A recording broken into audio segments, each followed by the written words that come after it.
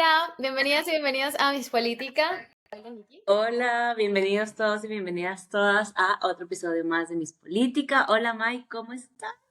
Yo bien, disfrutando septiembre. Septiembre es uno de mis meses favoritos. ¿Tú cómo estás? ¿Sí? Septiembre se ha vuelto mi mes favorito también. Septiembre se ha vuelto un mes de Septiembre, muchos nuevos cambios. comienzos.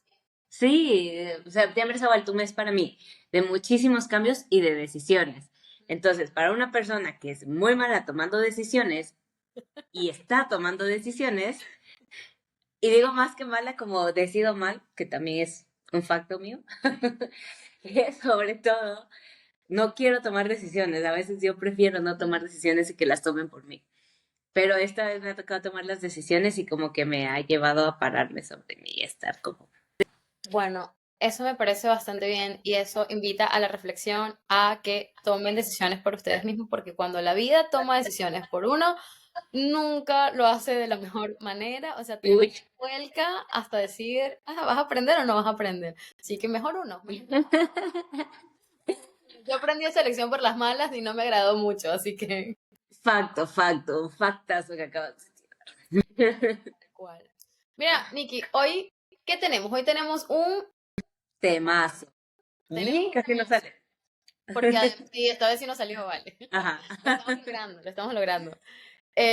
Hoy es el Día Mundial de la Prevención del Suicidio, hoy 10 de Así es. septiembre, y Sí. realmente por eso, sin duda, tenemos que hablar del suicidio, pero esta vez queremos hacerlo desde lo que nos toca a nosotros y desde como el área en el que nos estamos desenvolviendo en Mis Política, que es justamente la política, la sociología, pues la geopolítica, y desde ese punto de vista y desde esa perspectiva queremos hablar del suicidio, justamente como un síntoma, como poder y como resistencia de lo que dice de nuestras sociedades el suicidio, ¿no? Así que ese es el temazo del día de hoy, pero por supuesto que sin duda tenemos que decirles qué está pasando en el mundo hoy, así que cuéntanos, Nikki. Bueno, primero déjeme decirle que realmente es un temazo. Me gusta que justamente hayamos topado este tema el 10 de septiembre, o sea, que haya caído la grabación del podcast el mismo día en el que se reconoce la prevención del suicidio, esta lucha por la prevención del suicidio. Entonces, me encanta eso. Y ya empezando con las noticias, quería contarles que dentro de nuestros favoritos, Israel, otra vez tomando escenario político, Israel bombardea a líderes de Hamas en Qatar. Así empieza mi noticia. Yo creo que esto ya deja mucho que hablar. Que sobrevivieron a un ataque, según la organización islamista militante, considerada terrorista por varios países.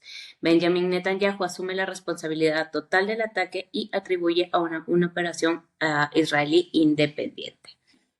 Qué fuerte que suena esto, porque estamos empezando a ver cómo esta guerra no solo se está quedando en Gaza, no es solo contra Hamas, como lo menciona Netanyahu, porque cuando tú lanzas un bombardeo en otro país, independientemente del terrorismo, no de que esté un grupo terrorista o no, estás invadiendo su soberanía. Si tú lanzas un bombardeo sin permiso de este país, tú te estás yendo en contra de su soberanía. Entonces, en este caso, Israel se está yendo en contra de la soberanía de Qatar.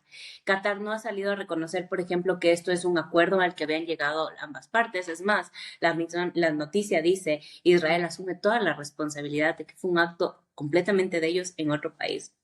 Es súper fuerte, como digo, para la política exterior y para las relaciones internacionales en cuanto hasta dónde podemos pensar que batallar contra un grupo terrorista, porque el terrorismo es un acto internacional y está condenado internacionalmente, hasta dónde podemos combatirlo dentro de otro país sin invadir su soberanía. Entonces me parece súper fuerte.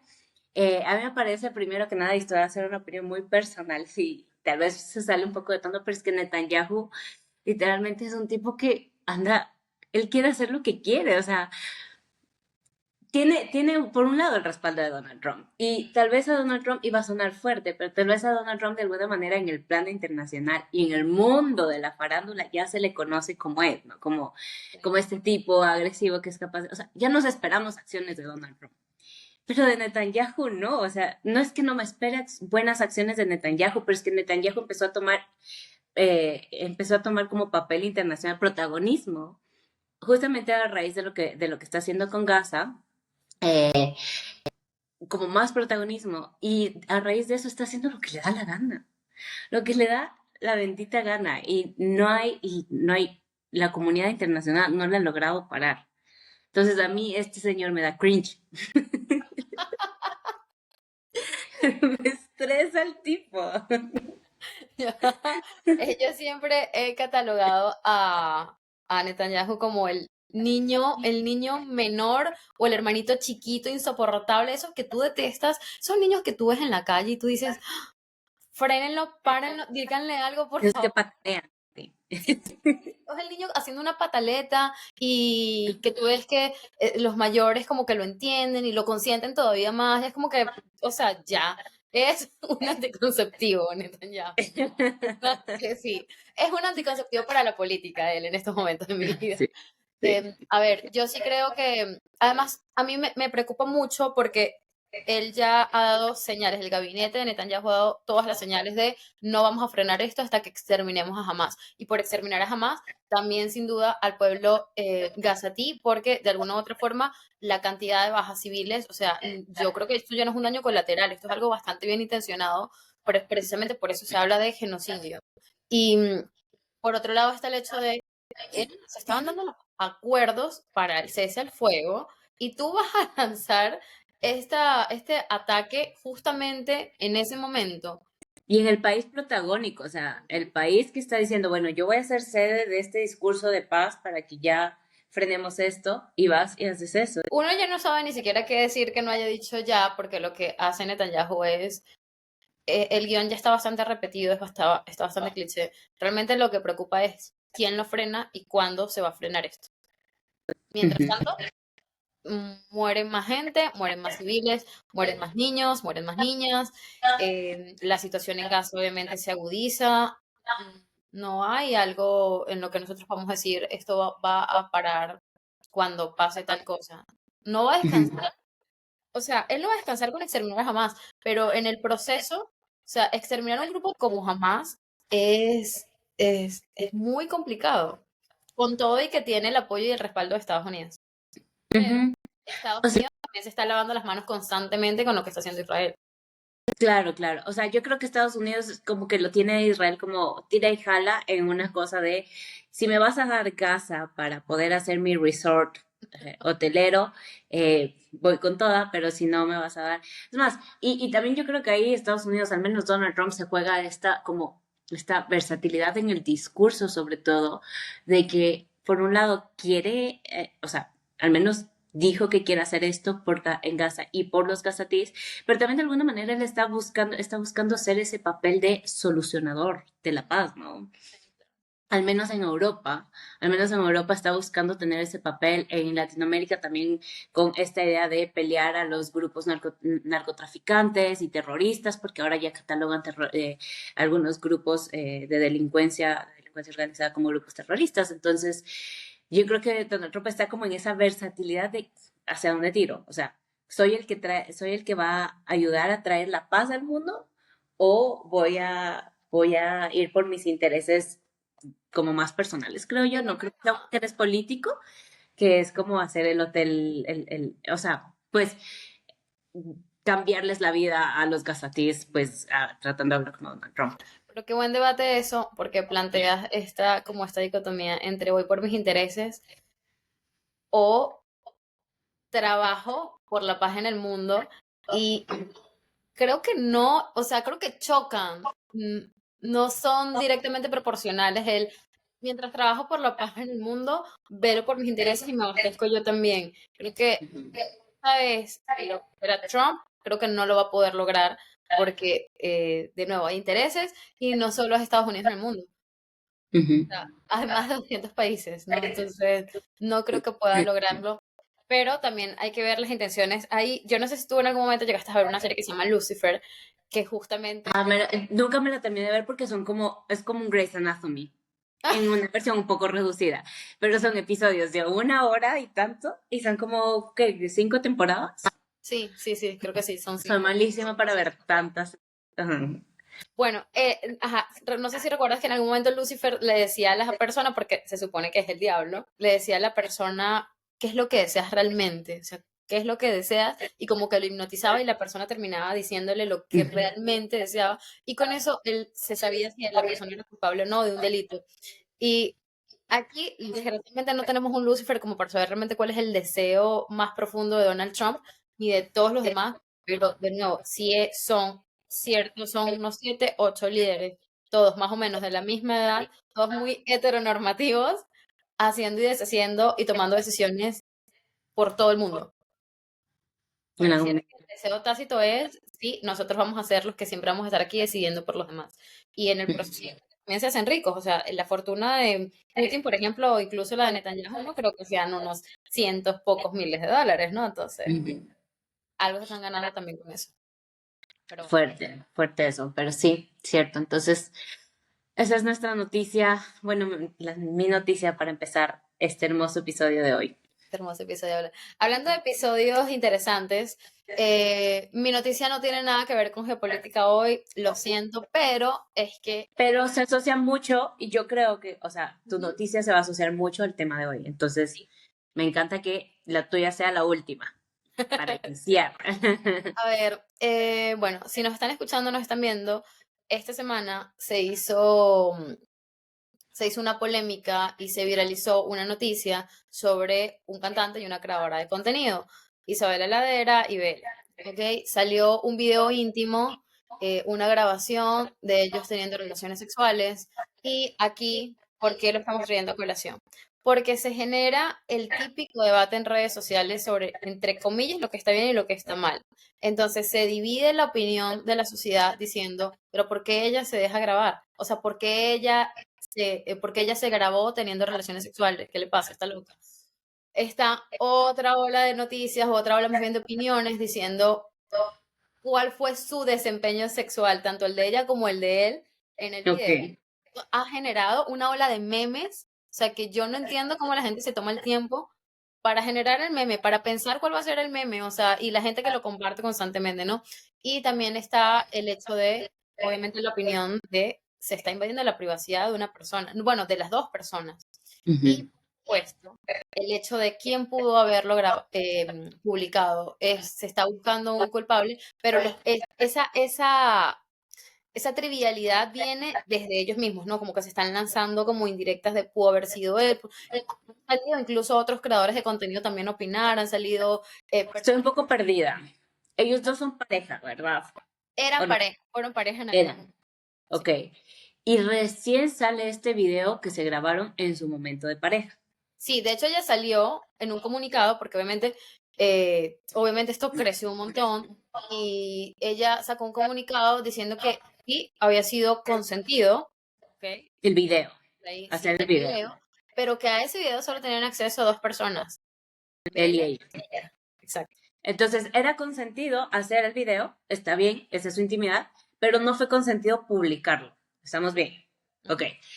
Y esta publicación nace, se sabe como de la cuenta, no, no nace ninguna de la cuenta de ellos dos, o sea, no nace la cuenta de Belle tampoco como para, ok. Fuerte, o sea, lo que tú dices, aquí aquí el debate es hasta dónde se invade la privacidad. Porque bueno, o sea, ellos en su privacidad decidieron hacerse este video, me parece que eso no es invadir la privacidad. Invadir la privacidad, más bien para mí en este caso estaría hablándose de publicar el video. Un video Mostrárselo al completamente mundo íntimo. sin el consentimiento de una de las partes, ¿no? O sea, Ujú. ¿Y eh, sabemos si Bella tenía consentimiento de publicarlo o le daba igual no, por no, no, esta es que creo que cultura de ella hizo macho? cuantas declaraciones. Ella fue la que salió como a declarar.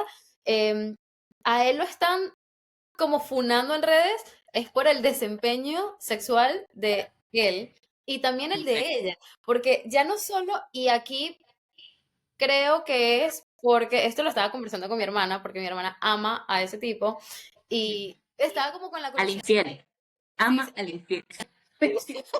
ama a mi fiel. Joder, sí. ¿Qué le dicen el infiel? Al menos mis amigas le dicen el Pero es infiel que, porque no, pero porque creo que él, no sé yo no, Que no tampoco se sé viene la esto. carrera de él ni de ella, pero por lo que me estaba contando mi hermana, como que sí, cuando estaba saliendo con Isabela, al parecer como que tenía una relación.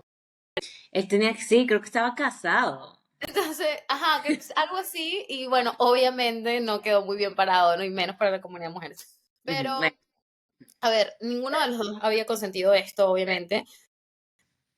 Pero yo lo que voy es, sin duda la invasión hay que buscar, si quieres buscar un culpable, busca a la persona que osó a publicar un video íntimo. ujú, Em, ujú, lo otro es, yo creo, y cada vez que salen este tipo de noticias, a mí me parece que es agotador, porque ¿por qué las mujeres se tienen que disculpar por algo que hicieron en la intimidad? Porque son las mujeres las que se disculpan. Siempre son las mujeres las que salen con un comunicado diciendo, esto yo no permití que se publicara, se siente invadida mi privacidad, violaron mi intimidad, ujú. mi familia está afectada, porque nunca sale un comunicado del hombre diciendo eso. Nunca sale un comunicado del tipo que sea el que pida disculpas. Y esto se lo dije justamente a uno de los seguidores de mi política que me escribió por privado a mi Instagram Ujú. y me preguntó y me dijo, ¿qué opinas sobre lo de Isabela? Y yo le dije, yo no entiendo por qué las mujeres tienen que seguir disculpándose por lo que ellas hacen en su intimidad con su pareja.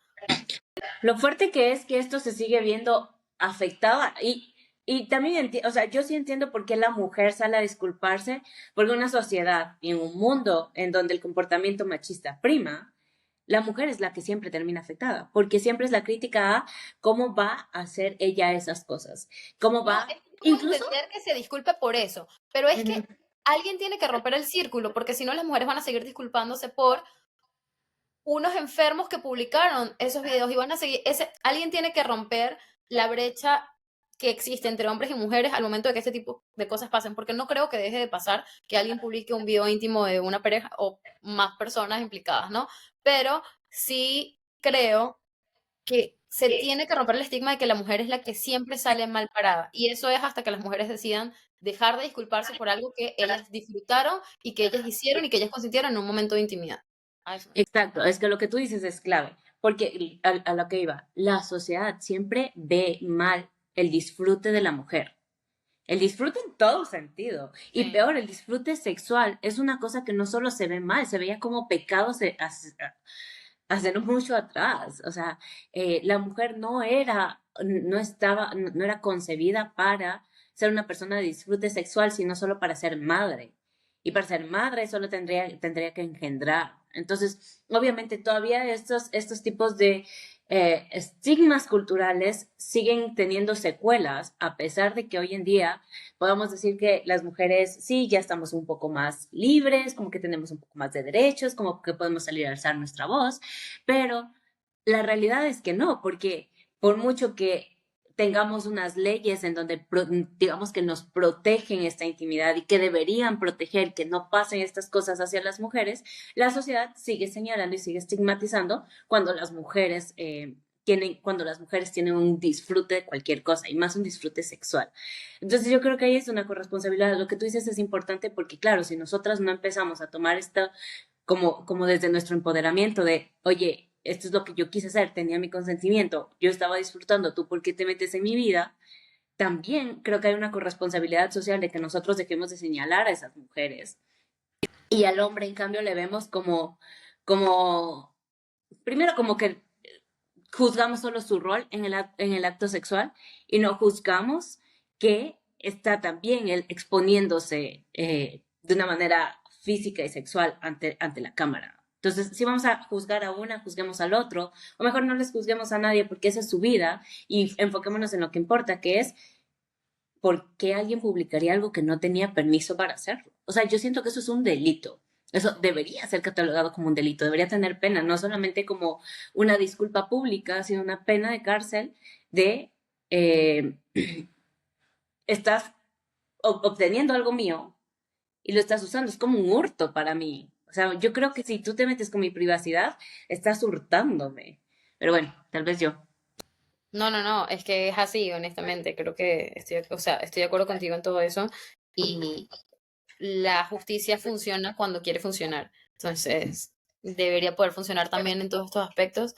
y de nuevo sigamos rompiendo el tabú de que las mujeres son las únicas que tienen que disculparse cuando esto pasa. O sea, de Ujú, nuevo, cada pareja es un mundo, lo que haces con alguien en la intimidad, si es consentido, por supuesto, es parte de lo que cada persona decide hacer con su cuerpo. O sea, y de nuevo, yo creo que también hay que se pareciera, que fastidio, que en 2025 hay que seguir hablando del tema, hay que seguir rompiendo tabúes porque hay gente que, no, y lo otro es no solo criticar el desempeño sexual, sino el hecho de que entonces la gente sigue pensando en que el ideal a alcanzar en la sexualidad cotidiana de una pareja es cómo se ve el porno, o sea, cómo se ve el sexo durante el porno. Entonces, ujú.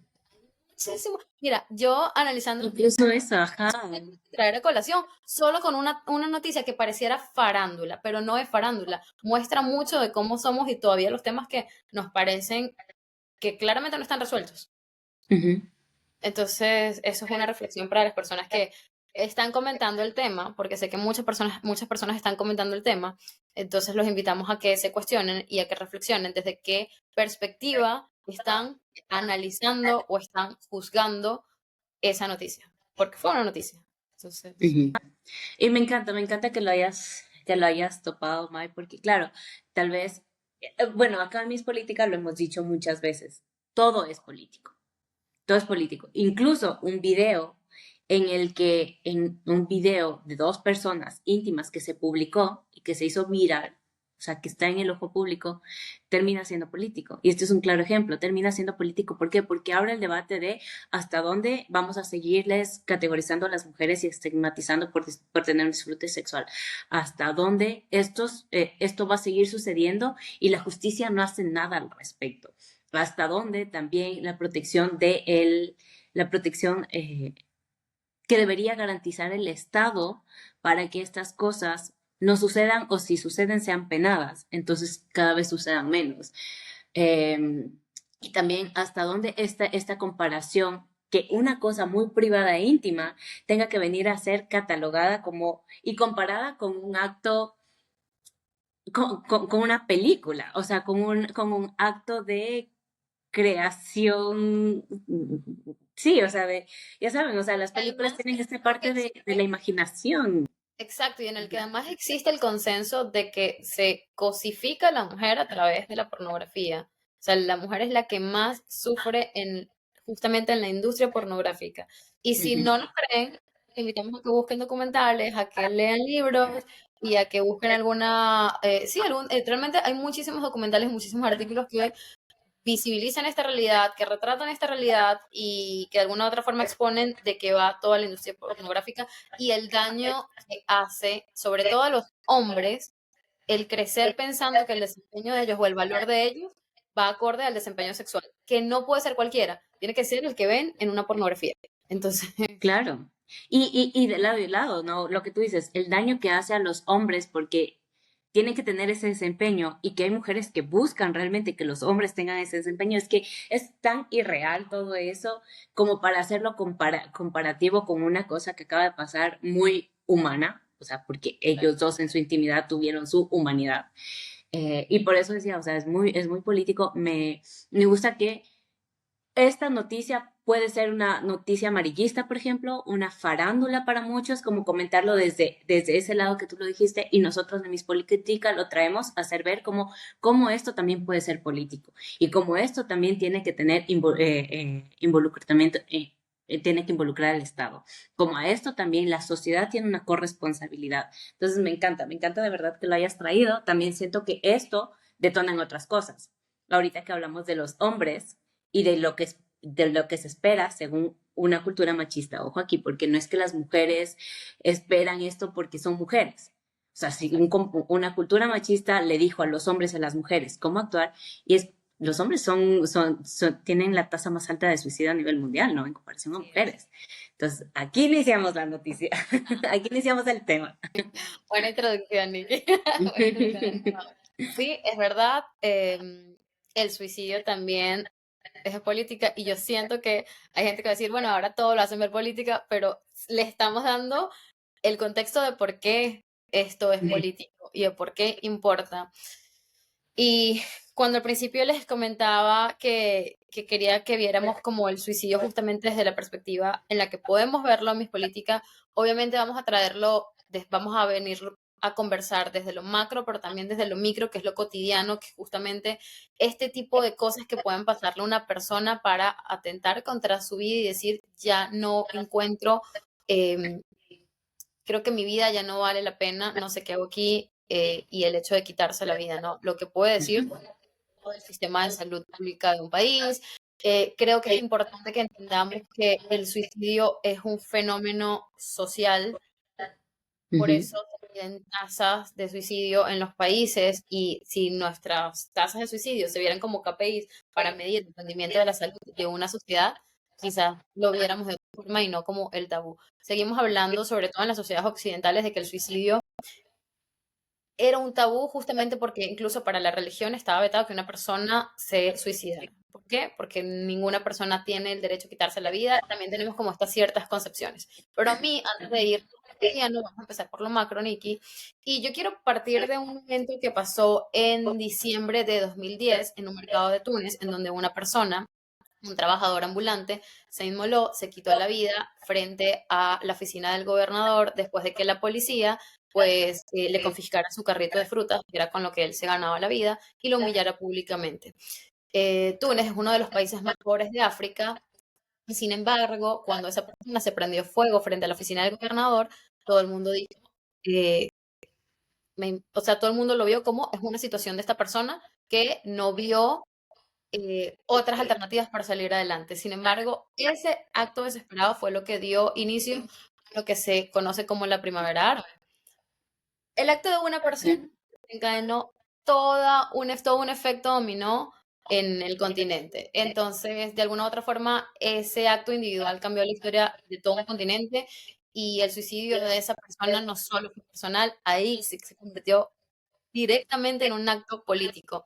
Entonces, me encantaría que habláramos sobre justamente este fenómeno o lo que hace una persona a nivel individual impacta colectivamente.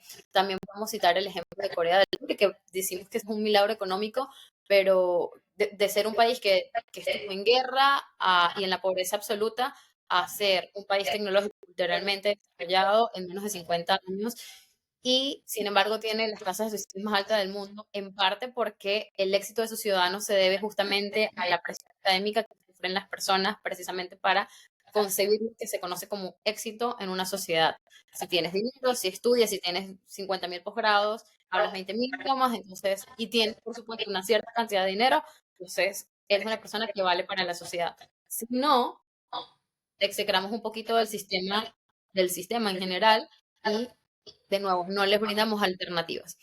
El suicidio no es un accidente aislado, realmente es un síntoma de un sistema que exige demasiado, pero que sostiene poco a sus ciudadanos. Entonces, ¿por dónde te gustaría comenzar con este tema? Porque la verdad es que quiero que entiendan que el suicidio se ha visto en las noticias y cuando lo retratan los medios, lo hablan como siempre como un evento aislado. Una persona se suicidó, tal. Una persona se lanzó de un quinto piso. Una persona se lanzó a los rieles del tren.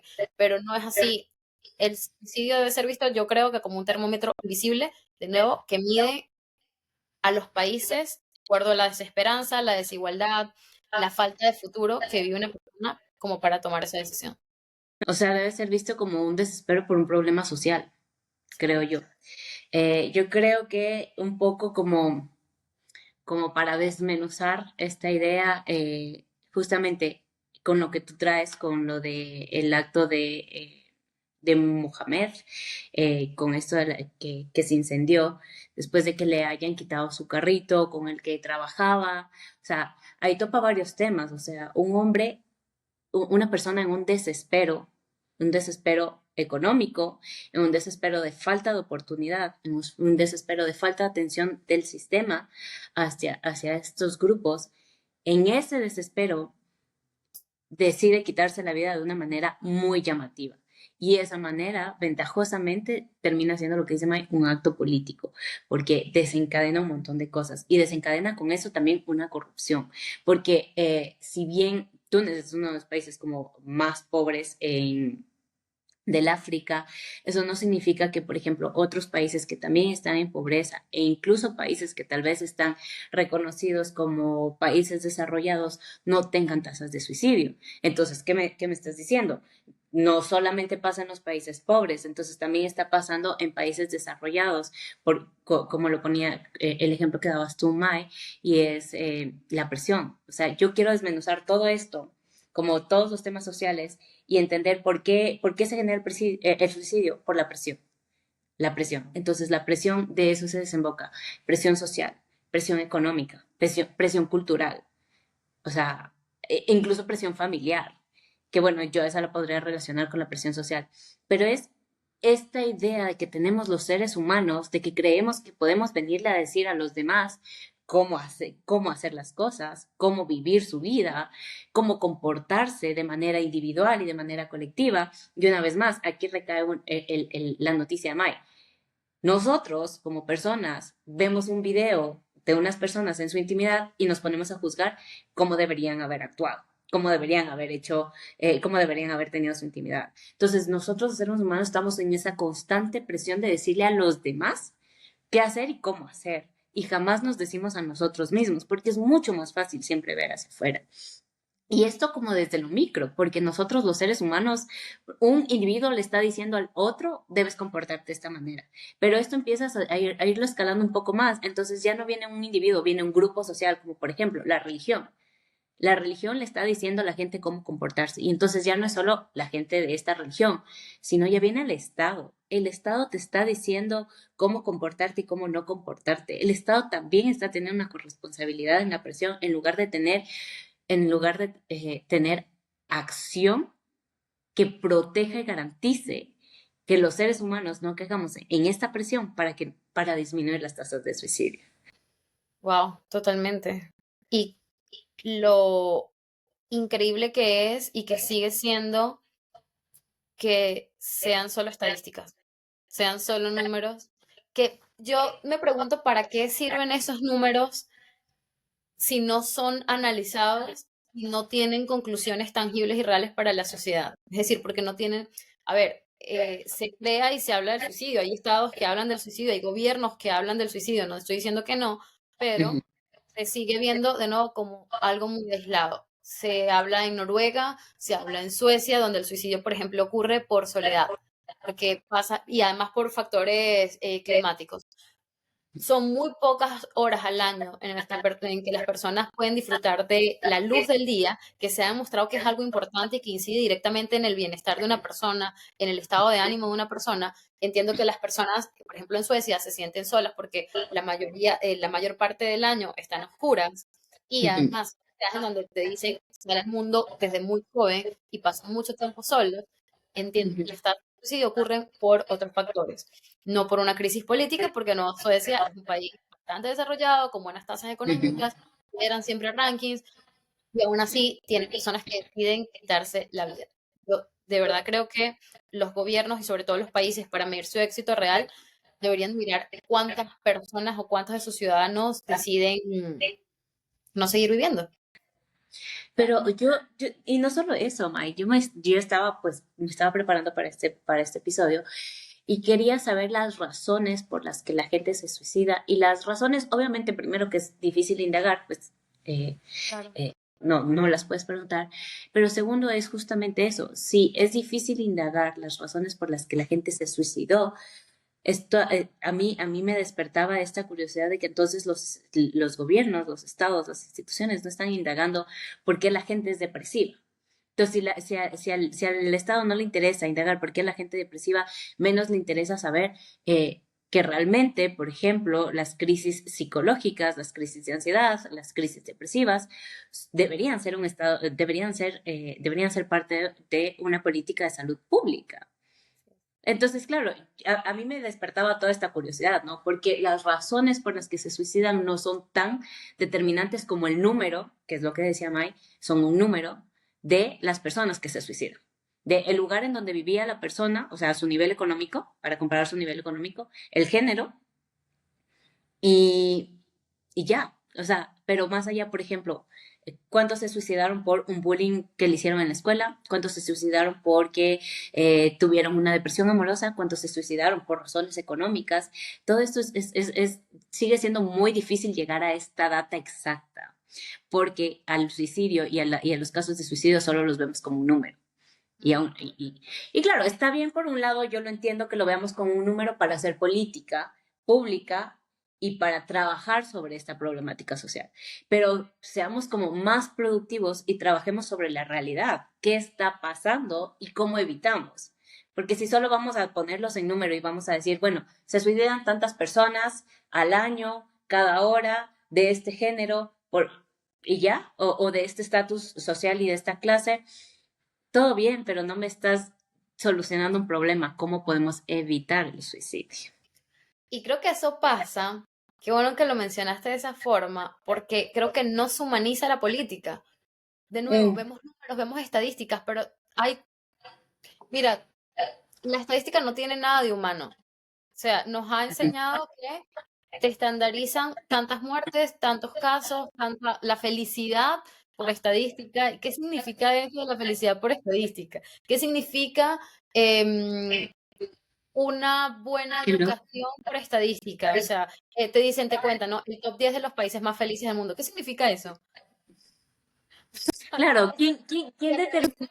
aterrizarlo a la cotidianidad, que los ciudadanos entiendan qué significa que los 10 países más felices del mundo son tal. ¿Por qué? ¿Qué los llevó ahí? ¿Qué podemos hacer nosotros para?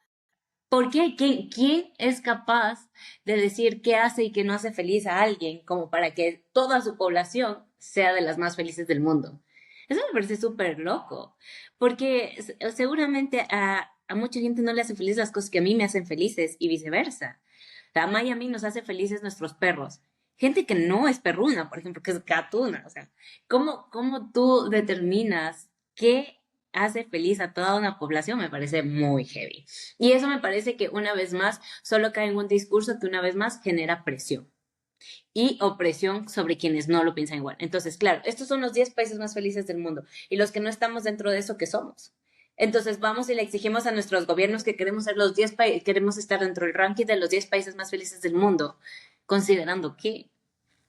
¿Y qué significa la felicidad para ese país? Ujú, Lo que significa la felicidad para un ecuatoriano no es lo mismo para un noruego. Lo que significa la ujú, felicidad para un venezolano no es lo mismo para un canadiense. O sea, no, nunca se va a medir así. Obviamente implica el contexto cultural. Eso lo hablamos ujú, justamente en el episodio pasado o antepasado sobre el éxito y sobre la felicidad según la ideología. En el episodio de la ujú. felicidad hablamos justamente de eso, de que al final todo se estandariza, todo se regulariza y todo se vuelve normativo en algo que es tan abstracto como la felicidad. Y en el caso del suicidio, todavía más porque las personas se suicidan por, de nuevo, tienes que humanizar la política para entender por qué se suicida una persona. Y el problema de la política es que estudia los fenómenos sociales macros, pero no los individuales. ¿Por qué se suicida una persona? No estudia. Eso lo hace un psicólogo probablemente. Pero la política, es decir, el Estado, no lo hace porque necesita ver cuántas personas se suicidaron en el país, pero eso no te dice la realidad porque se están suicidando.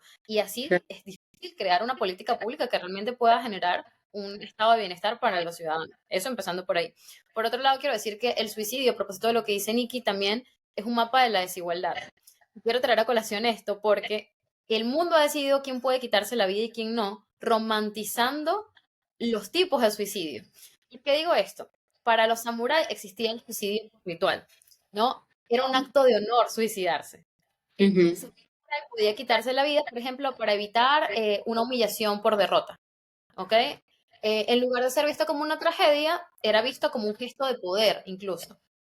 Eso por... En Roma, las grandes figuras optaban por suicidarse para evitar la deshonra, como en el caso de Séneca, por ejemplo, ¿no? Ese gesto era leído también como algo honrable. Hoy, cuando un CEO o una figura pública se suicida, hay narrativas de decisión trágica, pero autónoma, porque esa persona decidió suicidar.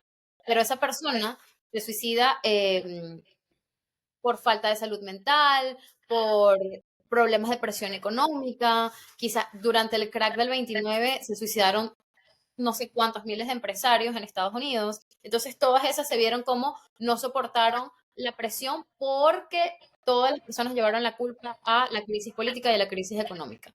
el suicidio se convierte en jerarquías de poder, porque no es lo mismo cuando tú piensas en el suicidio de un samurái como un gesto de honor a cuando se suicida una persona lanzándose por los rieles del tren o lanzándose de un 10.º piso, porque la gente asume que la persona que se lanza a un 10.º piso no tuvo las habilidades para lograr vivir o fue una persona débil de mente, como he escuchado muchas personas diciendo eso, mientras que si lo hace un CEO o lo hace un samurái o lo hace un Uy, emperador qué romano, no, entonces ahí sí es, que es difícil llevar una empresa o es difícil controlar un imperio, entonces, ¿qué revela de cómo romantizamos el suicidio de las élites, pero sí estigmatizamos el suicidio de los pobres?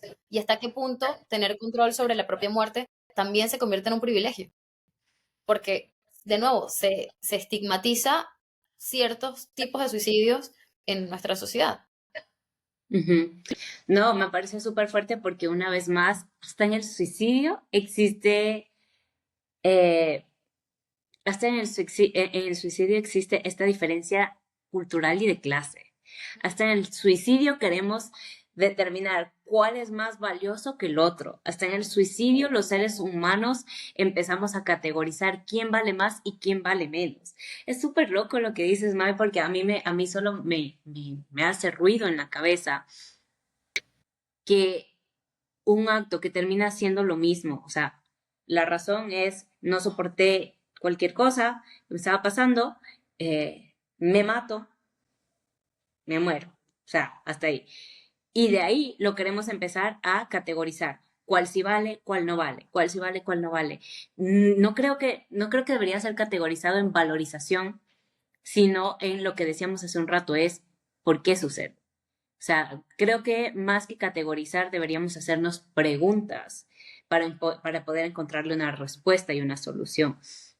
Y claro, o sea, a mí me parece súper loco porque una de las cosas también que no nos damos cuenta es que, por ejemplo, como les decía hace un rato, la tasa de suicidio es más alta, por ejemplo, en hombres que en mujeres.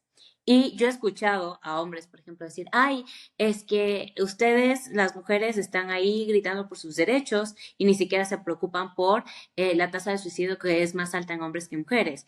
Y es difícil llegar a hacerles entender que la razón, una de las razones principales al menos, por las que los hombres entre 17 a 30 años se suicidan es por la presión que ejerce una cultura machista. Porque esta cultura les está diciendo a los hombres cómo ser, qué tan fuerte ser, qué tanto nivel económico debes tener para ser valioso. Entonces, y le culpan a la mujer como que si fuera parte del problema, cuando realmente no es la mujer, sino la cultura. Y entre eso, obviamente, tú tendrás mujeres y hombres, porque es cultura, es cultural. Pero no Que ser reconocen que... hombre, que ser hombre no significa solo ser hombre y nacer hombre, sino tienes que comportarte de cierta forma. Exacto.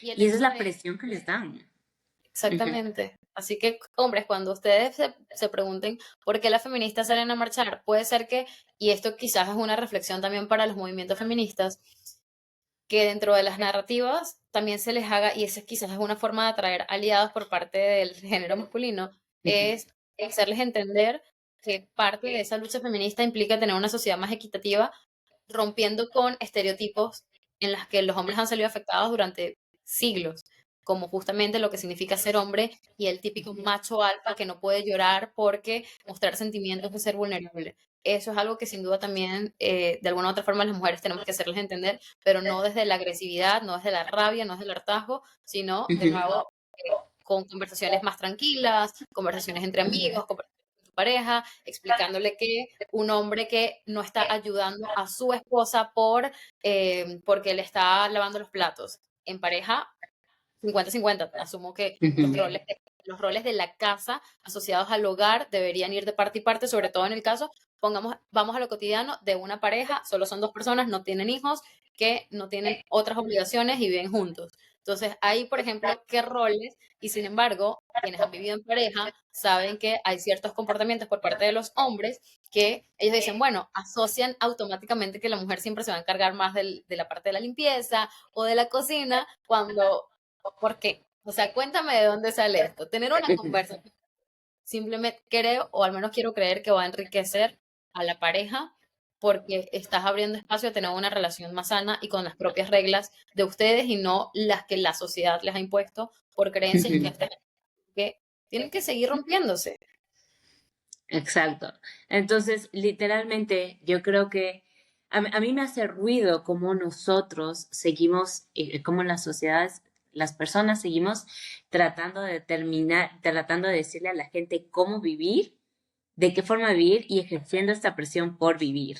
Entonces, nada, también lo que decías, Mike, que este tema de que es esta presión por cultura, es esta presión por cultura y comportamientos, en lugar de tú realmente enfocarte en qué es lo que a ti te está haciendo feliz, qué es lo que a ti te gusta, qué es lo que a ti como persona te está ayudando a superarte.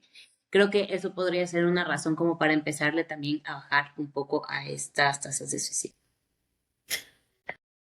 Me encanta que hablemos como ya del suicidio personal o individual, como quieran verlo, es porque de alguna u otra forma esa individualización de este fenómeno social empieza a recaer en la sociedad. ¿Qué podemos hablar del suicidio colectivo? Y cuando digo el suicidio colectivo como protesta política, yo creo que sin duda ese suicidio colectivo es la señal más brutal de que la política falló. De por sí que yo creo que la Ujú, política nos está fallando constantemente, pero creo que si vemos el suicidio siempre un poco más allá, justamente como este fenómeno social que les estoy diciendo, es la forma más brutal de ver a la política cuando la sociedad te falla. Porque además, quiero aclarar una cosa, nosotros eh, le damos como responsabilidad y otorgamos responsabilidad al Estado porque se supone que tiene que ser garantes de ciertos elementos, ¿no? Pero la corresponsabilidad de la sociedad, de la gente que está ahí y que convive y que justamente genera sociedad, todavía está mayor.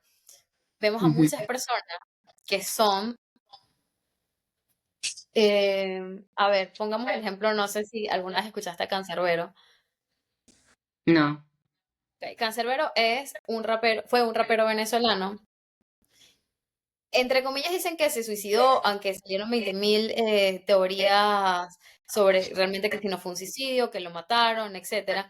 Pero cuando tú escuchas en algún momento, si en algún momento escuchas las canciones de Canserbero, es más, te pongo la tarea, escúchalas solo para que... Bueno, pero pásamelos. Ok, ok. Yo me acuerdo que yo escuché a Canserbero por mi ex. Ujú. Porque él amaba a Canserbero. A mí, no me, a mí en sí no me gustaba mucho Canserbero, pero cuando yo empecé a escuchar sus canciones, yo me acuerdo que yo le decía a mi ex, este tipo se va a suicidar. Si la gente escuchara sus canciones, porque además todas retrataban su realidad, el tipo está, es una carta de suicidio cada una de sus canciones. Bro. Entonces yo, y a ello le decía, me acuerdo a mi ex, si todas las personas escucháramos, realmente, genuinamente escucháramos lo que las personas nos dicen, probablemente menos personas, o al menos trataríamos de evitar ciertos suicidios, porque eh, todas sus canciones, no, yo creo que no hay una que se salve de que él hable de que se ha intentado quitar la vida, de que la vida ya no vale nada, etcétera. Y también Gracias por está, mandarme a escuchar eso, May. Lo aprecio. Gracias, es justo lo que pero necesitaba. es tarea sociológica y política, Nicky, no pasa nada. Solo cultura general. Sí, sí, Además, no, o sea, lo voy a Canserbero, escuchar, te lo voy a escuchar, obvio. no, y es Pero cultura general porque ya Canserbero con lo que está me dices, considerado, según creo que fue la revista Rolling Stone, como el mejor rapero en español. Ok, lo ok. escuchan hasta en Corea, el tipo obviamente ya está muerto, pero lo escuchan hasta en Corea. ¿Cómo? No sé, pero lo cantan. Entonces, Mm, bueno, por otro lado está el hecho de, me gustó que hayas dicho como que investigaste y trataste como de ver cuáles son las razones de el suicidio de una persona. Creo que las razones son muy individuales, ujú, pero creo que todavía está, a propósito de, creo que hay unas razones que como que se repiten, puede ser el hecho de que esté desempleado, haya perdido su familia, la muerte de un ser querido, muchas cosas, es que pueden ser demasiadas cosas los factores para el suicidio. Sin embargo, creo que, y esto lo decimos siempre con el caso de los niños, pero creo que tiene que pasar lo mismo con los adultos, la corresponsabilidad de saber quién tienes al lado, de no solo de verlo, no solo de estar con esa persona, es tratar de entenderlo. O sea, necesitamos aprender a leer a las personas. Nunca nos han ujú. enseñado, nunca fue una materia en el colegio y nunca lo va a ser, creo. Nunca, Yo iba a decir justo lo mismo, como no lo va a hacer. Estaba ajá, es que pensándolo en no mi va a cabeza ser. mientras tú lo decías. Hoy, chicos, tenemos la materia de aprender a leer. No va a pasar, no va a pasar porque además eso implicaría aprender a leer a los políticos y los políticos claramente no quieren ser leídos. No. Ujú. Pero Entonces, ¿sabes qué? Ahora que lo mencionas, a mí me nace algo, me hace ruido en la cabeza algo y es como, ¿dónde esto se puede, o sea, cómo esto se puede aprender? ¿Cómo esto se puede meter como una materia de clase? Porque yo creo que cuando las cosas que aprendemos se vuelven materia, se vuelven doctrina. Porque tú aprendes a sumar de una manera estructural, tú aprendes de literatura de esta misma manera estructural, tú aprendes de cultura general bajo una línea estructural. Y cuando esa línea es así, tan estructurada, para mí se vuelve doctrina. Entonces yo creo que aprender a leer a la gente podría venir desde la empatía. ¿Cómo podemos empezar a entender cómo podemos generar empatía hacia los demás? Pero si a la empatía la volvemos doctrina, dañamos la vida. O sea, es que eso te iba a decir, terminamos de porque ajá, fregarle ahora todo. tenemos clases de empatía en los colegios. Ujú, Eventualmente la persona que te dé, eso es como cuando en mi política nos preguntan, bueno, pero hay que crear un ente regulador para, ajá, ¿y quién regula el ente regulador? ujú, Es como, es una lucha que no para, porque hay cosas que yo creo que no es que no tengan solución, pero es que yo creo que hay cosas que son muy complejas porque son muy humanas. La empatía es ujú, algo, y yo creo que es una habilidad que se puede desarrollar, pero creo que hay personas que tienen la habilidad de ser empáticas naturalmente. Y eso es algo que no se ujú. puede negar. Porque cuando las personas incluso desarrollan algo tan humano como la empatía, la van a hacer con esas nociones preconcebidas de su vida. Entonces, lo que significa para ti ser empática, que puede ser que cuando tú me viste, por ejemplo, mal con el tema de mi depresión, tú estabas ahí, como que me mandabas mensajes y como que, oye, May, tal, no sé qué. Pero quizás para mí la empatía puede ser cuando tengas un problema, puede ser mandarte un mensaje, pero no estar ahí pegada 24/7. ¿Me explico? O Ujú, sea, ujú, como que ser tu oído y escucharte y ya está. Entonces, cuando ponemos eso, como lo decías, estructuradamente en clase, hoy vamos a ver aprender a escuchar a las personas. Eso no funciona, no funciona porque hay actitudes muy humanas y lo humano, ujú. cuando se ha querido, cuando se ha vuelto norma, pasa justamente esto que pasa de vivir en una sociedad machista, en una sociedad donde existe el En una machismo. sociedad que te quiere llevar a actuar de la manera en la que ellos creen que debería actuar. Entonces, por ejemplo, yo me imagino la gente aprendiendo empatía. Si tú no sigues estos pasos para ser empático, entonces no estás siendo empático. Entonces viene el Ajá. otro y te dice, es que te saltaste el paso número 3 y entonces por eso no eres una persona empática. Y por ejemplo, eso yo creo que pasa mucho también como con las luchas sociales o con los grupos progresistas, que ellos, o sea, que esta lucha, este reconocimiento de las clases vulnerables realmente es importante. O sea, yo creo que es importante, pero cuando nosotros lo volvimos doctrina y lo obligamos a la gente a que piense como nosotros queremos que piense y que los reconozcan bajo una opresión y una obligación, nos separamos. Y entonces vienen los antiprogresistas contra los progresistas, porque no buscamos realmente llegar desde la humanidad, como tú decías, como hacer la política más humana. Eso me acaba de despertar, eso ahorita me acaba de hacer ruido en la cabeza y digo, o sea, ¿cuál es la solución entonces? Eso te iba a preguntar justamente. Y aquí yo solo Para no sé qué hacer, o sea, hacer. entiendo que estamos hablando de un tema complejo, em, pero o sea, hay algo positivo. Mira, ¿qué te parece si para empezar como por lo menos a intentar ser un poco más positivos en un tema que ya de por sí no es algo alegre, em, vamos a llevarlo a lo cotidiano? ¿Cómo podemos intentar leer a una persona en la calle? Solo, de nuevo, desarrollando desde tu visión, Nikki, desde la personalidad tuya, cómo tú intentas ser lo más empática con una persona. Hay una frase que dice que evitemos juzgar a las personas, porque cada quien está luchando sus propias batallas. Y por lo general las batallas individuales, cada quien las está viviendo en silencio. Entonces, eso de tú encontrarte en la calle a alguien que te trate mal, cuando de repente tú tuviste un mal día, te destroza todavía más. A lo que Ujú. voy con esto es cómo podemos ser personas más sanas y más saludables para nosotros mismos, pero para que eso sea un efecto dominó en la sociedad. Cuando tú salgas a la calle por un día asqueroso que tuviste, no te vas a llevar por el medio a todo el mundo, porque tú no sabes lo que están viviendo esas personas. pongo el ejemplo. A mí, yo fui anoréxica en mi adolescencia. Cuando a mí alguien me dice, estás gorda, lo que sea, a mí, ¡boom! La Claro. anorexia no se cura. La anorexia se vive con eso y lo regulas. Tú aprendes a gestionar tus emociones, tú aprendes a Ujú, gestionar tu alimentación y tu relación con la comida. Pero la anorexia no viene por tu relación con la comida en sí, sino por experiencias personales que tuviste que te llevaron a, de alguna otra forma, no querer comer. ujú. Entonces, cuando alguien viene y te dice eso, por muy sana que yo ya esté, me detona ciertas cosas, pero la gente Claro, no lo sabe. incomoda, hace ruido, puede incluso Exacto, volver, puede llegar, o sea, si estás en un momento como más débil, vulnerable. emocionalmente hablando, sí, como más vulnerable, puede incluso llegar a detonar nuevamente estas prácticas, ¿no? O Exactamente. sea, por mucho trabajo que la gente lo haya hecho, que lo hayamos hecho como las personas. Exacto. Y ahí es, tenemos que dejar de hacer bromas sobre los cuerpos de otras personas. Tenemos que dejar de hablar sobre la apariencia de otra persona. Tenemos que dejar de vernos reflejados en los cuerpos de otras personas. Y Ujú, eso no tiene incluso ni siquiera que ver con empatía, eso tiene que ver con sentido común. O sea, no hagamos y no digamos las cosas que no nos gustaría que nos dieran a nosotros. ujú. Literal, o sea, es tan básico como eso, ¿no? O sea, yo a veces digo Exacto. como, yo cuando actúo mal hacia otra persona, desde, desde el desconocimiento que a esa persona le pueda dañar eso, como que voy y digo, perdóname, pero también le digo como, o sea, es que realmente a mí esto no me afectaría. Entonces yo por eso actué de esta forma, a ti te hirió, perdóname, ta, ta, ta. Pero claro, a mí esta cosa no me afectaría. Algo que sí es ley de vida es evita hacer algo que a ti te dañaría.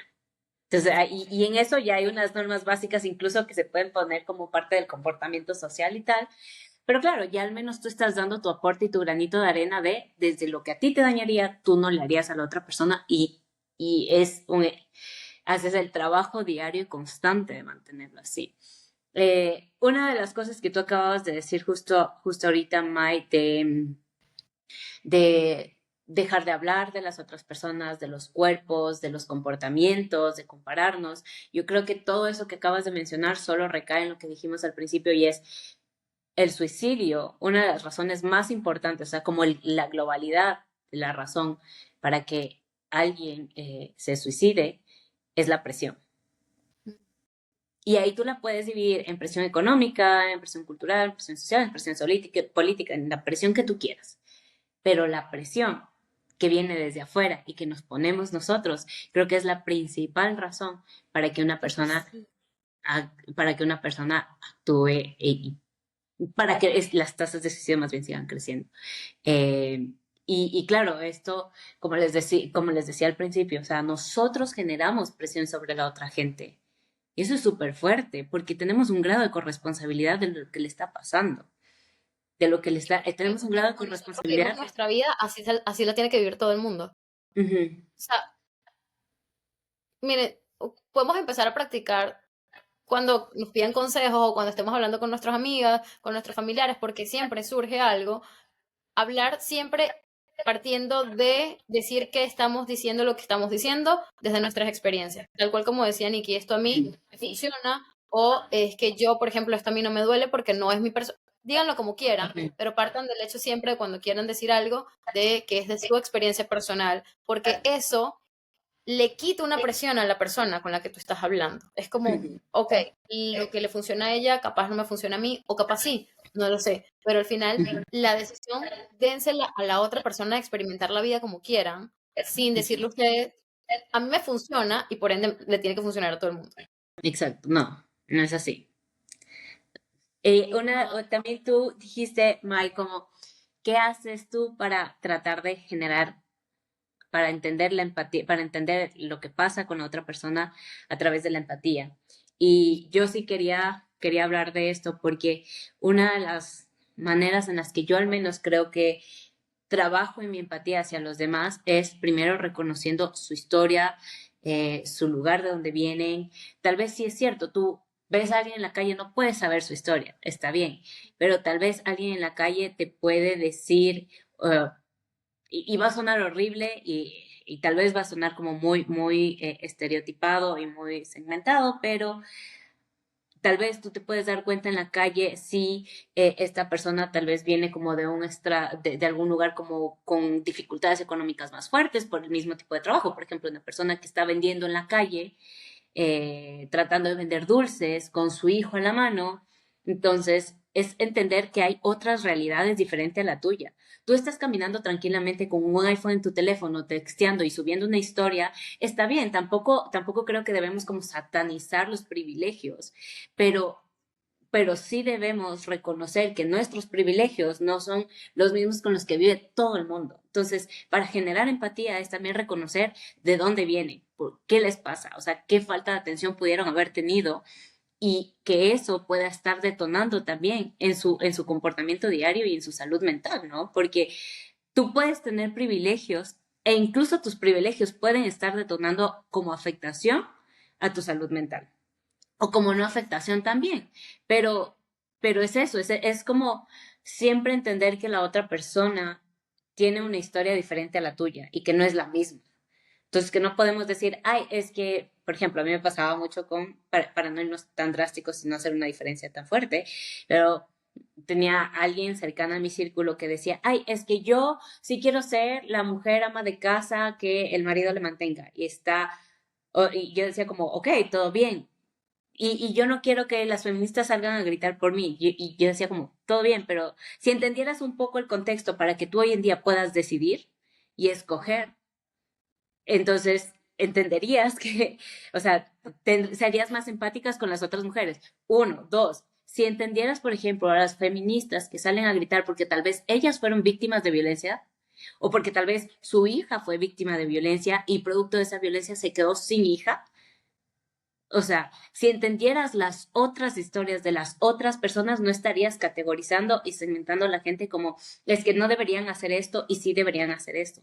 Porque la gente sale a levantar su voz o la gente actúa como de la mejor manera en la que puede actuar según los instrumentos que tiene al lado.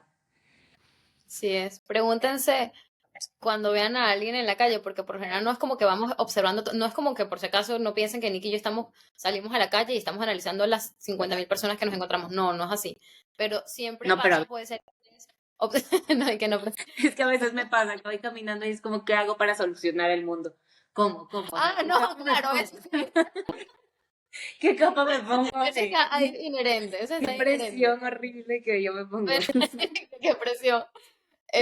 Pero sí, qué fuerte eso, o sea, seamos- em, pero sí pasa que de nuevo, en lo cotidiano piensen cuántas veces ustedes han salido a la calle y de repente se han quedado viendo a alguien, se han quedado observando a alguien. Cuando eso les pase, pregúntense, a propósito de todo lo que estaba explicando Nikki, pregúntense como tip, o sea, como estrategia, qué estará pasando en la vida de esa persona?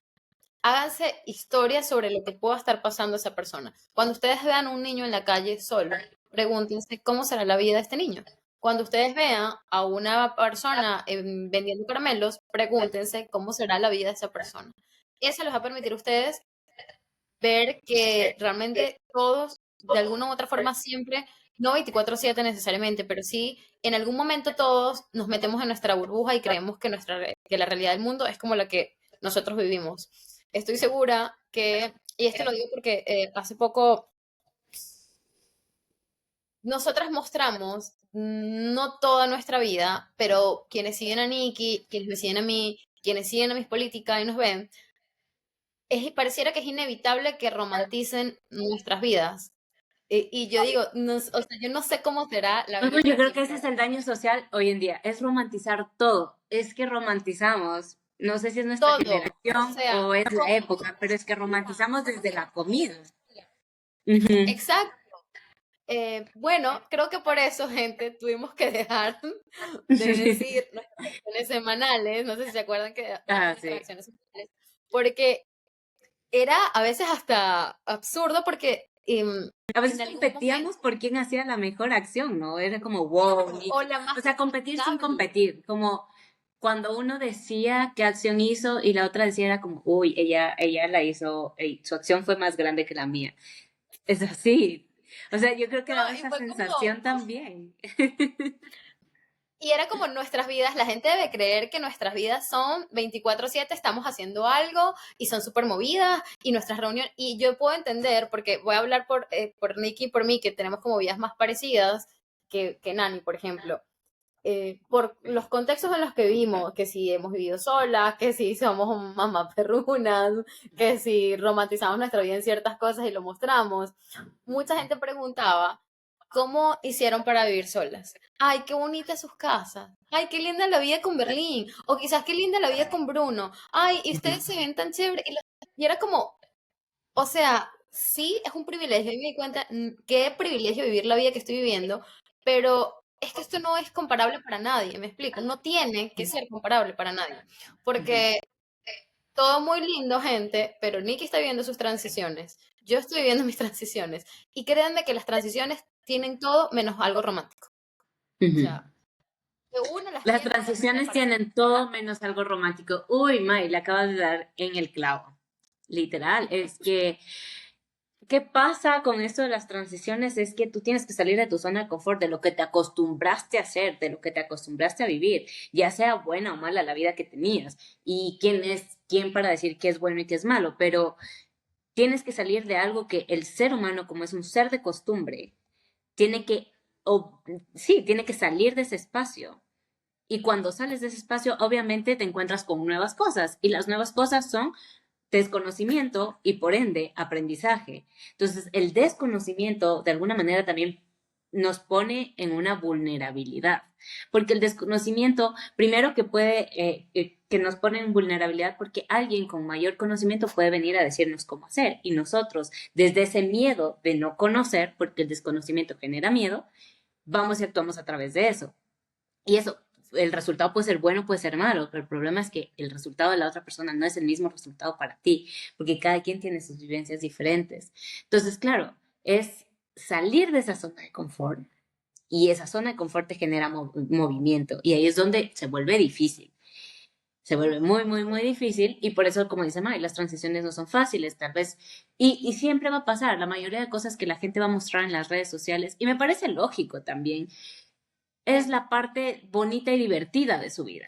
Incluso la parte que está dispuesta a mostrarla, porque hay gente que tal vez sube mensajes de vulnerabilidad, como a mí me pasó esto y lo estoy contando hasta para desahogarme. Pero es porque tú ya pasaste por esa, por eso, por ese miedo de que esto ya lo puedo contar. Esto ya puede ser público. Esto ya hay gente que puede opinar al respecto. O tal vez no eso, sino que lo publicas porque no tienes a quién contárselo y la única manera que encuentras de desahogarlo es publicándolo ahí. Pero esto solo para decir que eso es un porcentaje de la vida de cada persona, como para que nosotros nos sigamos metiendo esa presión de compararnos con de la vida, con la vida de otras personas. Entonces, que eso también, yo les decía, la presión externa es una de las razones de suicidio, pero también la presión interna. También puede ser. Y esta presión interna obviamente tiene connotación desde lo externo, porque estás queriendo compararte, queriendo hacer lo mismo que las otras personas, no te sale, no llegas. Entonces, eso vuelve a ti, tal vez de alguna manera puede volver como un acto depresivo, sí, como un anhelo que está tan difícil de alcanzar que te vuelve, que te genera una depresión o una ansiedad. Y después de estas depresiones y de estas ansiedades, el suicidio no está tan lejos. O sea, el Exacto. acto común. De hecho, eh, piensen en cómo, no, cómo sabemos tampoco de la vida de las personas, que o sea, las personas que se suicidan no siempre se ven sad, no siempre se ven tristes, no siempre se ven deprimidas. Son personas que pueden, la depresión también viene en forma de risas, viene en forma de cotidianidad. Esta persona se ve aparentemente bien. Pensemos en eso de nuevo para ser empáticos y asumiendo, porque esto puede ser así, no necesariamente tienes que ser la persona más empática, pero asume que tu vida no la está viviendo la persona del lado de la misma forma. Entonces no sabes qué batallas está librando la persona. Entonces, partiendo de ese hecho, podemos ser quizás mejores oyentes, aprender a ver a las personas, aprender a entender que las realidades no siempre son las mismas. Y algo muy importante es, si una persona te dice, he estado teniendo pensamientos suicidas, o me he estado sintiendo más triste de lo normal, o he estado comiendo demasiado, o no he estado comiendo nada, estoy durmiendo demasiado, o no estoy durmiendo nada, eh, escúchala, no la Ujú. juzgues, le estás diciendo, ay, qué flojo eres, no le estás diciendo, ay, pero es que eres perezoso, o eso es débil, eso es ser débil de mente, vamos, tú puedes, a estar minimizando los sentimientos de una persona, eso también es otro tipcito, dejemos de minimizar los sentimientos de las demás personas. Si tú eres una persona muy fuerte, te felicito, no todo el mundo tiene por qué ser así, no es estrellita feliz para los que no. Existe lo que se llama umbral del dolor y el umbral del dolor depende, o sea, depende de la persona. De nuevo, somos universos enteros. Entonces, piensen que el mundo no se vive como lo estamos viviendo nosotros y eso nos va a permitir entender que cada persona es un universo aparte. Cada persona es una vida y es una historia aparte, que esas historias merecen ser contadas, que esas historias merecen ser escuchadas y que esas historias merecen ser siempre vistas con respeto. Al final, es sentido común, que por lo visto no existe mucho el sentido común, pero tratemos de hablar de sentido común. Por ahí una ¿Tú cuñita. respondes eso? ¿Qué cosa así? Ahí lanzaste una cuñita, tú ve. Tal cual. Al final, Bueno, chicos, es para ir sentido común, cerrando, pero no todos tienen sentido común, entonces, no mentira. es que es así, o sea, se habla mucho del sentido común y el sentido común es todo menos común, que parece, o sea, no Ujú. entiendo. Bueno, ahora sí, para ir cerrando, ¿qué podemos decir de esto? Si quieres, cierro yo primero. Va, Yo lo que les va. quiero decir es que el suicidio nos muestra mucho más de lo que creemos. Como síntoma es un indicador de sociedades rotas, como poder realmente revela las desigualdades en quien controla incluso la muerte de una persona, y como protesta nos recuerda que hasta la desesperanza puede transformarse en un acto político. Por eso, hablar de suicidio no es solo hablar de un evento aislado, realmente no es solo hablar de dolor, es hablar de poder, es hablar de narrativas, es hablar de sistemas que están dañados, que sistemas que nos deberían sostener y que no lo hacen, de cómo nos está fallando la sociedad y de cómo nos estamos fallando nosotros como personas. La vida no es un juego y creo que hay una frase de Avicii, de una bueno, Avicii también fue otra persona que se suicidó, Ujú. siendo una persona bastante exitosa y aún así sintiéndose solo en este mundo. Y hay una frase de una de sus canciones que dice, vive una vida que seas capaz de recordar. Entonces, no todas las personas tienen el privilegio de vivir una vida que realmente consideren que valga la pena. Y de nuevo, se Ujú. trata de sentir, no digamos cosas, no hagamos cosas por otras personas que no nos gustaría que nos pasara a nosotros. Y ahí está la verdadera responsabilidad política, garantizar no solo la supervivencia, sino una vida que valga la pena ser vivida, asumiendo que todos somos corresponsables del lugar en el que vivimos. No vivimos solos. Tú no puedes hacerte responsable solo de tu vida, que sin duda tienes que hacerlo, pero también tenemos que ser responsables con las personas que tenemos al lado. Ese mínimo de convivencia no es solo con la gente que vive en tu casa o con la gente que habitas, sino con el resto del mundo, asumiendo que todos tenemos realidades distintas y que por respeto, por humanidad, tenemos que siquiera reclamar que nuestras políticas sean más humanas. Así que nada, eso, pensemos en el suicidio como fenómeno social siempre. Me encanta, wow, claro, pensemos en el suicidio como fenómeno social. Pensemos como el suicidio como un acto que no es que no es completamente aislado ni individual. O sea, la gente no se suicida porque ellos nada más no pudieron. La gente, o sea, yo creo que el suicidio es un reflejo de las heridas profundas de cada una de estas personas y esas heridas, una vez más, y voy a aparecer disco rayado, son detonaciones de la presión que tenemos social, o sea, de la presión externa que la volvemos presión interna. Entonces, las personas, yo creo que tenemos que empezar a pensar que detrás de cada estadística también, de cada rostro, de cada número, hay realmente un problema que podría ser evitado eh, si le ponemos, si nos interesamos por lo que realmente está pasando de manera individual para verlo como una acción colectiva. Entonces, creo que hablar de suicidio también es importante, hablar del suicidio desde la salud mental y que la salud mental y el suicidio sean parte de una política pública de Estado. Me parece que es importantísimo porque esto topa desigualdades, discriminación, e incluso silencios de grupos de personas. Prevenirlo no depende solo de las clínicas, ni depende solamente de las personas y su interés por tratar de salir adelante, ni siquiera únicamente de las medicinas, sino de construir sociedades más empáticas, con menos estigmas y con unas redes de apoyo más colectivo. Como decía Mai, nosotros hacemos acciones individuales y está muy bien, pero también pensemos en cómo puede detonar ciertas acciones a la otra persona que está al lado nuestro y esa persona al lado de la otra, y esa persona al lado de la otra, y así hacemos un círculo, unas conexiones de personas que están pensando en cómo hacerlo mejor, tanto para ellas como para las otras personas. Eso quería dar como cierre. También agradecerles muchísimo por estar aquí. Este tema de verdad es creo que es muy importante hablarlo, creo que debería hablarse mucho más. Me encanta que al principio lo hayamos desmenuzado como una acción tan individual puede terminar siendo política, como una acción de un grupo de personas termina reflejando en la falta de atención política o en las necesidades sociales. Me encanta eso. También me encanta que justamente tuvimos que grabar este podcast el 10 de septiembre, que es el Día contra la Prevención del Suicidio. Me encanta, me encanta, me encanta. Sí, sí, sí. Nada que agregar a lo que acaba de decir Nikki. Sí, me pareció como no podíamos no hablar de este tema porque además hablamos un montón de salud mental, así que sí, traerlo a colación. Lo hicimos de nuevo desde nuestras experiencias y ahora vamos a tener que decir esto constantemente, Nikki, de que estamos hablando mucho desde nuestras experiencias porque Ujú. nos han dicho que somos muy heteronormativos. En serio. Pero, Wow. gente, Es que no sí, sé, la gente le gusta estigmatizar y le gusta poner roles. Por hetero, soy y me reconozco como hetero. Ser yo hetero soy muy no hetero, lo creo, siento. ser hetero no creo que me haga, por ser hetero, actuar en contra de las personas no heteros. No, o sea, solo por ser hetero no estoy actuando en contra de las personas no heteros. Soy hetero porque por gusto personal, por decisión propia, incluso, no sé, soy hetero porque eso es lo que me gusta hacer.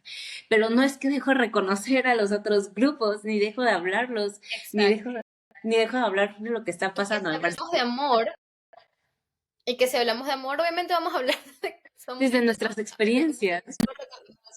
heterosexuales, obviamente vamos a hablar desde ese... eh, y esto siempre lo hemos hablado creo que desde el primer episodio siempre dijimos, son experiencias nuestras de acuerdo a lo que nosotros hemos vivido. Entonces eso es importante que lo entiendan. Hoy, por supuesto, sí, hablamos del suicidio. De nuevo, lo hicimos por eso, también era importante traerlo a la colación y a la conversación desde lo que hablamos en mi política y luego desde lo cotidiano, de cómo nos impacta. Pero entiendan también, gente, que no podemos, o sea, no, no podemos hablar, por ejemplo, sobre el amor desde una relación ni siquiera bisexual, porque creo que ninguna de las dos ha tenido una relación bisexual. No somos bisexuales, empezando por ahí, no hemos tenido relaciones lésbicas, no sabemos Y no porque no sexual. seamos bisexuales o lesbianas, no significa que estamos en contra de las lesbianas Exacto. o que no. Lo que pasa es que no podemos hablar con base de conocimiento sobre otro tipo de relaciones que no es las que hemos tenido. Y lastimosamente para algunos, ventajosamente para otros, chévere por nosotros, esa es la experiencia que hemos tenido. Sí, Y es que que a no propósito entiendo por de lo qué que que estamos nos hablando, juzgan por eso. no, no, sí, porque además fue como que a propósito de lo que estamos hablando sobre temas de salud mental, recuerden algo, ser hetero no es algo malo, ¿vale? Empezando por ahí. Ujú. No siempre querramos como, está bien visibilizar, está bien ser empáticos, está bien ponerse en el lugar del otro, está bien entender que queremos una sociedad más justa y equitativa, pero no a costa de lo que, del resto de personas tampoco, ¿me explico? O sea, Una vez no, más, no no somos igual. generen presión ni opresión sobre las personas que piensan diferente a ustedes. O sea, lleguemos desde la empatía. Esto también refleja justo lo que acabamos de topar en este podcast y que hemos topado en los últimos podcasts, al menos como desde que empezó esta segunda temporada, que es como esa empatía. Dejemos de utilizar los mismos métodos opresivos que usaban las clases elitistas, los grupos conservadores y demás, para obligar a la gente a que piense así desde el otro lado. O sea, dejemos de oprimir, de criticar a la gente, de estereotipar y de estigmatizar, y más bien empecemos a verlo desde la empatía. Si no hablamos desde las relaciones, desde una relación diferente, es porque tal vez no la hemos tenido. No sé si en algún momento la tengamos. Ahí lo debemos Entonces, hablar personalmente. vamos a invitarlos a escuchar el episodio de la incoherencia social y la doble moral. Ok, para que Ay, ustedes bueno. entiendan. Y el episodio de las dos caras de la justicia social. También para que entiendan a qué se refiere Nikki con dejen de ser opresores, porque sí, gente, o sea, de verdad, vayan, escúchenlo y ya luego nos dicen qué les parece, que capaz no les guste, pero no importa, no vamos a dejar de decirlo por eso. Entonces, nada, hagan el mundo girar siempre. Gracias por escuchar estos episodios que cada vez son más largos. Eh, Y se quedan hasta el o final. sea, mira, por cierto, el episodio que más les ha gustado a la gente de esta temporada hasta ahora ha sido justamente el de la felicidad como según tu ideología. Así Mm, que, o sea, la gente amó ese episodio, hemos tenido un buen sí, de feedback, verdad. así que gracias por escucharnos y gracias por vernos. Gracias también por tratar de intentar entender nuestra visión del mundo y entender la visión de mis políticas. Y nada, siempre es un lujo, yo siempre digo que estos son mis días favoritos y es un lujazo tener estas conversaciones contigo, Nicky, contigo, Nani, si nos estás viendo.